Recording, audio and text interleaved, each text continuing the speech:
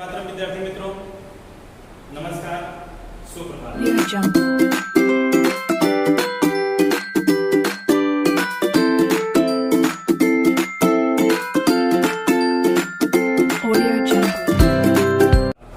मैं सीटी सर आप लोगों के लिए लेसन नंबर 1 का एक्सरसाइज 1.2 आप लोगों को आज समझाने वाला हूं। आप लोग अच्छी प्रकार से इसे सीख सकते हो, अच्छी प्रकार से जान सकते हो। आप लोगों को इसमें कुछ प्रॉब्लम नहीं होगी। आप लोगों को अच्छी प्रकार से बताने की कोशिश करूंगा। तो बच्चों, और समय ना लेते हुए हम अपने मेन टॉपिक पे आते हैं। एक्सरसाइज नंबर 1.2 आप लोग देख रहे हो क्वेश्चन बोर्ड पर। निम्न का अभाज्य गुणनखंड ज्ञात करो। अभाज्य संख्या कौन कौन होती है? सबसे छोटी अभाज्य संख्या 2, 3, सबसे छोटी 2 होती है, 3, 5। तो अभाज्य संख्या का मतलब जिसका गुणनखंड स्वयं वही हो, उसके अलावा दूसरा कोई ना हो। जैसे 2 का गुणनखंड 2 एकम 2, 3 का गुणनखंड 3 एकम 3, 5 का गुणनखंड 5 एकम 5। इसके अलावा दूसरा गुणनखंड नहीं हो, उसको अभाज्य संख्या कहते हैं बच्चों। इसका गुणनखंड निकालने के लिए, अभाज्य संख्या का गुणनखंड प्राप्त करने के लिए, वो गुणनखंड कैसा हो? अभाज्य संख्या हो। इस प्रकार से गुणनखंड उसको निकालेंगे। तो बच्चों, हम देखिए निकालते हैं बहुत आसान तरीके से। पहला क्वेश्चन है आपका 140 और 3825 दोनों का हमको अभाज्य गुणनखंड ज्ञात करना है। तो अभाज्य गुणनखंड ज्ञात करने के लिए क्या करेंगे? सबसे पहले आप क्या करेंगे? 140 यहाँ पे आप लिख दीजिए 140। इसकी 2 विधि है। एक तो ऐसा भी कर सकते हो, ऐसे भी निकाल सकते हो, और एक ऐसे भी कर सकते हो। आप 140 ऐसे लिख दीजिए। दोनों तरीका मैं बताऊंगा आपको। इसके बाद इसका निकाल लीजिए ऐसे। पहले इसको बता देता हूं, मैं उसको बताता हूं। बॉक्स बनाने वाला भी पहले 2 से काटेंगे इसको, क्योंकि इकाई के स्थान पे 2 है इसलिए 2 से कटेगा। 2 सत्ते 14 ये हो गया। फिर 2 से कटेगा क्योंकि इकाई के स्थान पे 0 है इसलिए कितना हो जाएगा यहाँ 35। फिर इसके बाद काटो, 5 से कटेगा, 5 सत्ते 35 और 7 एकम 7 हो गया। कितना गुणनखंड इसके आ गया? अभाज्य गुणनखंड 2, 2, 5 और 7। ऐसे इसको अगर आपको ज्ञात करना है बॉक्स बना करके ऐसे निकाल लीजिए आप। 140 का निकालना है तो 2 से कटेगा, इसको बॉक्स बना दीजिए पहले। कितनी बार में आया? 2 सत्ते 14, 70 बार में। ओके, फिर इसका निकाल लीजिए आप। फिर 2 से कटेगा ये कितना हो जाएगा? 35। फिर 35 कटेगा, 5 और यहां कितना हो जाएगा? 7। इसको देखो 2 इसको भी बॉक्स बना दीजिए आप। ये बॉक्स बना दिया। 2, 2, 2, 2, 2, 5 और 7। तो 140 बराबर 2 गुणे 2 गुणे 5 और गुणे 7। या इसको लिख सकते हो 2 की पावर 2 इंटू 5 इंटू 7। यही अभाज्य गुणनखंड हो गया 140 का अभाज्य गुणनखंड। 140 का अभाज्य गुणनखंड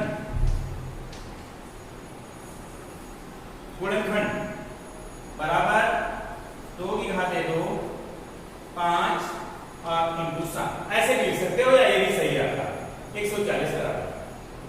ओके बच्चों, ये आपका आंसर है। ये आपका आंसर है। समझ में आ गया होगा आपको? ये आप लोगों को समझ में आ गया। इसी प्रकार से करेंगे, ऐसा भी कर सकते हो या ऐसा भी कर सकते हो। ये अभाज्य गुणनखंड है। 2, 2, 5 और 7 ये अभाज्य गुणनखंड है। इस प्रकार से आप निकाल सकते हो। ओके ओके, इसको मैं मिटाता दूसरा बताता हूं आपको। 38 25 का 38 25 का निकालने के लिए इसको मिटा देता हूं। सेम ऐसा ही निकालेंगे। इसी प्रकार से आप कर सकते हैं। इसको मिटाकर दूसरा बताता हूं। बच्चों आप लोगों के लिए एक बहुत इंपॉर्टेंट क्वेश्चन है। अब इसके बाद बताता हूं मैं 38-25 का। 38-25 का भी बच्चों ऐसे से निकाल लीजिए आप। ऐसे कर लीजिए, किससे कटेगा? सबसे पहले किससे कटेगा? इकाई के स्थान पे 3 से भी कट सकता है, 5 से, तो 3 से पहले चेक कर लो। 3 एकम 3, 3 दूना 6, 2 8 हो गया, 3 सत्ते 21, एक बचेगा। अगर ऐसे आपको नहीं आता तो सीधे भाग दे लिया करो। ऐसे आपको नहीं आता है तो ऐसे भाग देकर चेक कर लिया करो कहीं अलग जगह पे। ऐसे 3 से काट दिया, 3 एकम 3, 8 उड़ा लिया, 3 दूना 6, ऐसे कर लिया। 6 में से 8 में से 6 निकलेगा 2, 3 सत्ते 21, एक बचेगा और यहाँ पे 3 बचे 15। आप ऐसा भी क्या कर सकते हो, आपको अगर ये ध्यान में नहीं आता है तो ऐसा कर सकते हो। ऐसे अगर नहीं आता है तो कितना आ जाएगा? 1 2 5 7, 1 2 7 5, कितना आया? 1 2 7 5। ये आपको यहाँ नहीं लिखना है, आपको कहीं रफ नोटबुक पे इसको करना पड़ेगा। अब बच्चों फिर किससे कट सकता है? 3 से भी कटने की संभावना है इसको। 3 से फिर चेक कर लो, 3 चौक 12, वैसे ही आपको भाग देना है तो भाग दे सकते हो। 3 चौक 12 हो गया, 3 दूना 6 और 3 बचे 15। अब बच्चों इकाई के स्थान में 5 है, इसका मतलब 5 से कटेगा। 5 से काट लीजिए, 5 8 40, 5 बचे 25, फिर 5 से कटेगा, 5 एकम 5 और 5 सत्ते 35। ओके, ये आ गया आपका 17, 17 एकम 17, ये निकल गया। ऐसे आपको इस प्रकार से निकालना है 38-25 का। ऐसे बॉक्स बना दीजिए, या बॉक्स सबसे बाद में बनाएंगे तो भी चलेगा। ऐसा कर दीजिए आप। किससे कटा आपका? 3 से सबसे पहले। 3 से मतलब इसमें भाग दिया जाता है। इसमें भाग देने के बाद 3 एकम 3, 3 दूना 6, 3 सत्ते 21 और 3 बचे 15। यही चीज सेम निकालते हैं बेटा, इसी को निकालते हैं। फिर आप ऐसे कर दीजिए, ये आप चौथी पांचवी में पढ़े होंगे। फिर 30 काटिए आप, बॉक्स बना दीजिए, 3 चौक 12, 3 दूना 6, 3 बचे 15। फिर देखिए आपका कट गया है। फिर इसको काटना है आप 5 से काटिए, 5 से इसमें भाग दीजिए, 5 8 40 और 5 सत्ते 35, 5 बचे 25, 5 8 40, 2 बचेगा और 5 बचे 25। ओके, फिर इसको आप काट दीजिए बच्चों, 5 से फिर कटेगा, फिर बॉक्स बना दीजिए इसको, 17 बचे 85, ये हो गया, ये बॉक्स बन गया। तो 38-25 आप लिख सकते हो का अभाज्य गुणनखंड क्या क्या मिला आपको? 3 3 5 5 17, 3 3 5 5 गुणे 17, या इसको लिख सकते हो आप 3 की पावर 2 5 की पावर 2 इंटू 17। ये हो गया। तो आप हिंदी लिख दीजिए इसका। हिंदी आप लिख सकते हैं 38-25 3825 का अभाज्य गुणनखंड बराबर कितना है? यही लिख दीजिए, ध्यान दीजिए। 38-25 बराबर 3 की घात 2, 5 की घात 2 और गुणे 17। ये आंसर आपका आ जाएगा। ये आंसर आपका आ जाएगा, चाहे इसको मानिए आंसर और चाहे इसको मानिए, ये दोनों आपका आंसर हो चुके। ओके बेटा, आप लोग समझ में आ गया होगा, कोई प्रॉब्लम नहीं हुई होगी। अब इसके बाद दूसरा क्वेश्चन क्या है आपका, देख रहे हो क्वेश्चन नंबर 2। निम्न का एलसीएम और एचसीएफ ज्ञात करो और जांच कीजिए कि दो संख्याओं का गुणनफल बराबर एलसीएम इंटू एचसीएफ, दो संख्याओं का गुणनफल। अब निम्न संख्याओं का, अब निम्न संख्याएं कौन कौन सी दी गई हैं ये आपको देखना पड़ेगा। एलसीएम इंटू एचसीएफ ज्ञात करना है। निम्न का एलसीएम और एचसीएफ ज्ञात करो।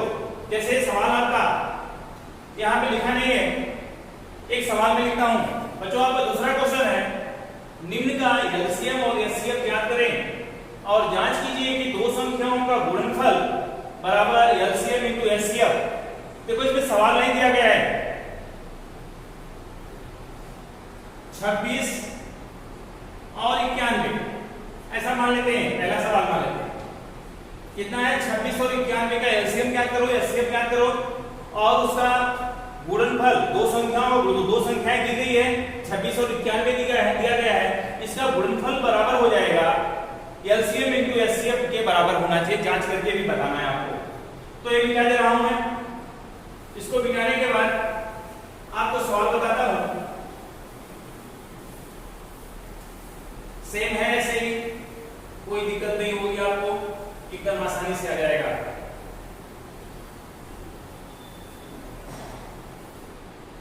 तो बच्चों देखिए आप कौन कौन 26 और 91 का पहले एलसीएम निकालो और एचसीएफ ज्ञात करो। 26 और 91 91। तो 26 का कितना होता है? 2 गुणे 13 ऐसा निकाल सकते हो। और 91 का कितना होता है? 7 गुणे 13 13 सत्ते 91 13 सत्ते 91 13 दूनी 26। एकदम छोटे सवाल है। इस छोटे सवाल को आप एकदम आसानी से हल कर सकते हो। तो बच्चों देखिए इसको हम एलसीएम और एचसीएफ निकालना है। तो एचसीएफ कितना हो जाएगा? एचसीएफ कैसे निकालते हैं? दो संख्या हो या तीन संख्या हो, जो दोनों में मिलता है, जो कॉमन होता है, उसको एक ही बार लिखा जाता है। 13 इसका एचसीएफ हो गया। जो दोनों मिलता है उसको एचसीएफ बोलते हैं। अब एलसीएम हमको निकालना है। तो एलसीएम का फार्मूला होता है एचसीएफ इनटू एलसीएम बराबर दो संख्याओं का गुणनफल, दोनों संख्याओं का गुणनफल। ओके बेटा, अब हमको क्या पता है? एचसीएफ निकल चुका है, एलसीएम हमको ज्ञात करना है। तो एचसीएफ 13 कितना लिख दिया जाए? 13। एलसीएम हमको ज्ञात करना है बराबर दोनों संख्याएं कौन कौन है? 26 और 91। 91 दो संख्याओं को गुणनफल में कर दिया तो एलसीएम बराबर 26 गुणे 91 और बटे कितना हो जाएगा? 13। ये गुणे में तो भाग में चला जाएगा। 13 सत्ते 91। अब बच्चों कितना आ गया? 7 गुणा कर दो। 7 छक 42 को 2 यहां लिखे बराबर आप 7 छक 42 2 7 दूनी 14 और 14 4 18 182। इसको गुणा करने में आपको गलती नहीं होनी चाहिए। तो एलसीएम बराबर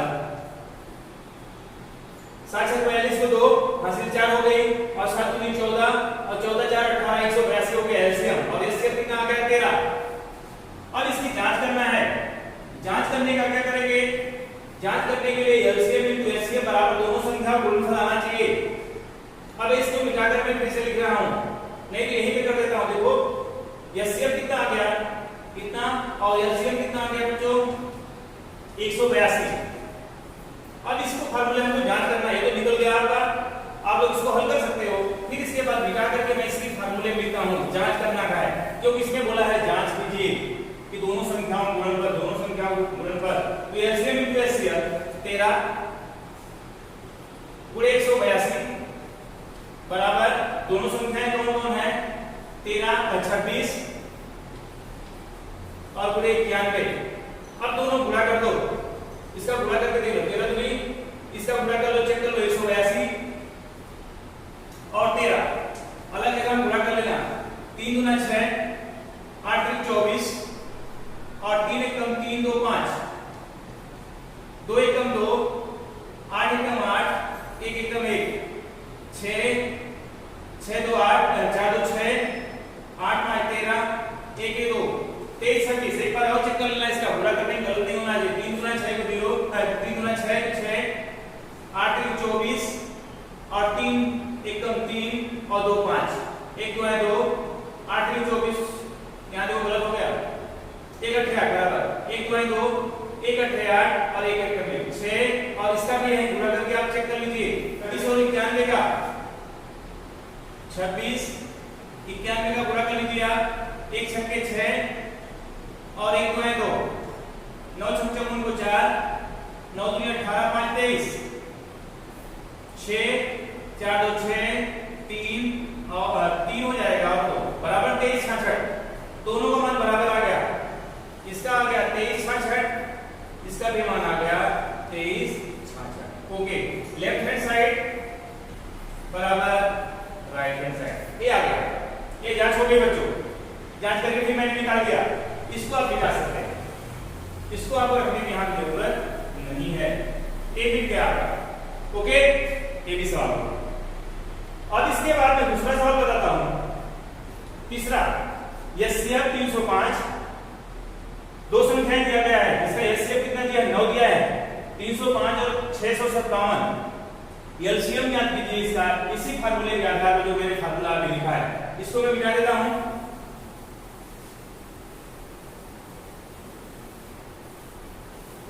305, दो संख्याएं कौन कौन है बच्चों, 305 और 657, 305 और 657 का एचसीएफ दिया गया है,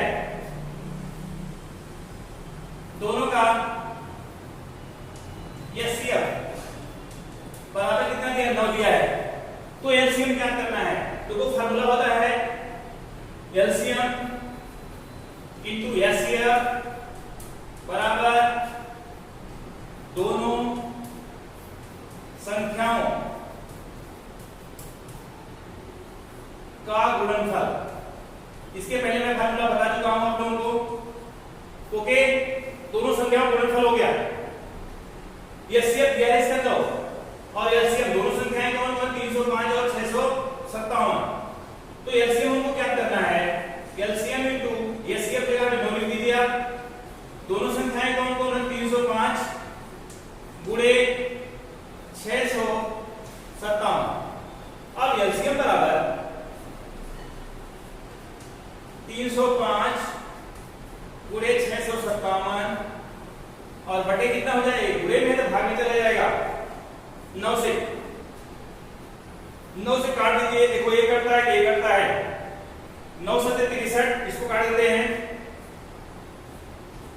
9 7 63 हो गया 7 बार में, 2 बचेगा, 9 3 27, कितना आ गया बच्चों, 305 गुणे 73, अब इसका गुणा कर दीजिए, आप कहीं पर गुणा कर सकते हैं, 305 का और 73 का गुणा कर लीजिए, गुणा में गलती नहीं होनी चाहिए, 3 5 15 को 5, ऐसा आ जाएगा, 3 3 का 9, 7 5 35 को 5, हासिल 3 35 हो जाएगा पूरा, और 7 3 21, देख लीजिए, फिर से पूरा कर लीजिए, 3 5 15 को 5, 15 हो गया पूरा, 3 3 का 9, 7 5 35 को 5, 35 पूरा हो जाएगा, और 7 3 21, 5 5 1 6, 9 3 12, 1 1 2 और 2, 9 3 12 का 2, 1 1 2 हो गया बच्चों यहाँ पे, और 22, इतना गुणा करने में गलत नहीं होना चाहिए, गुणा करोगे, गुणा अगर गलत होगा तो आपका गलत हो जाएगा, ये 65, इसका हो गया एलसीएम, ये आपका आंसर है। गुणा में गलती नहीं होनी चाहिए, अगर गुणे में गलत होगा तो गलत होने की संभावना हो सकती है बच्चों, ये भी हो गया। अगला क्वेश्चन एक आपका है, एक और इसको मिटा देता हूं, आप लोगों को समझ में आ गया होगा शायद, कोई प्रॉब्लम नहीं आप लोगों को आएगी। एक क्वेश्चन और बताता हूं, बहुत छोटा सा है, केवल थोड़ा सा उसमें ध्यान देना है आपको बस।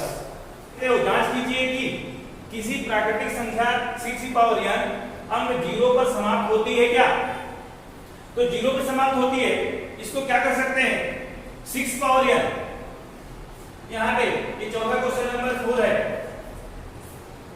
6 पावर n, क्या लिखा है, 6 पावर n, 6 पावर n अभाज्य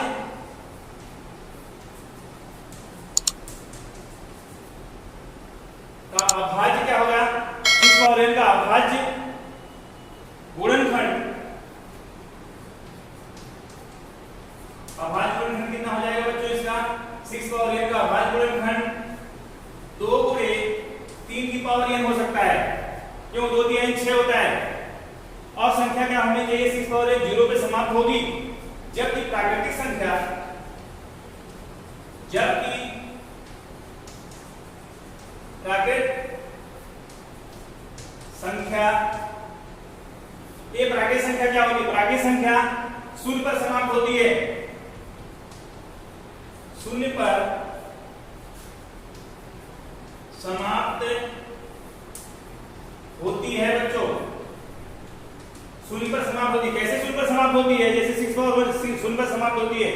अभाज्य गुणनखंड, इसका अभाज्य गुणनखंड, अभाज्य गुणनखंड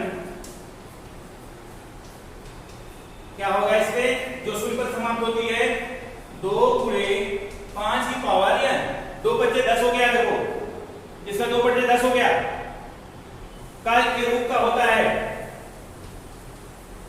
ये रूप का होता है। ओके बेटा, 2 पावर 2 की घाते 5 पावर n, 2 बच्चे 10 हो गया, जबकि 6 पावर n क्या है, 2 घाते 3 है, 2 घाते 3 पे जिसका गुणनखंड 0 नहीं हो रहा है, 0 पर समाप्त नहीं हो रही है, अतः 6 पावर n लिख सकते हैं, अतः 6 पावर n 0 पर समाप्त नहीं होगी, 0 पर समाप्त नहीं होती है,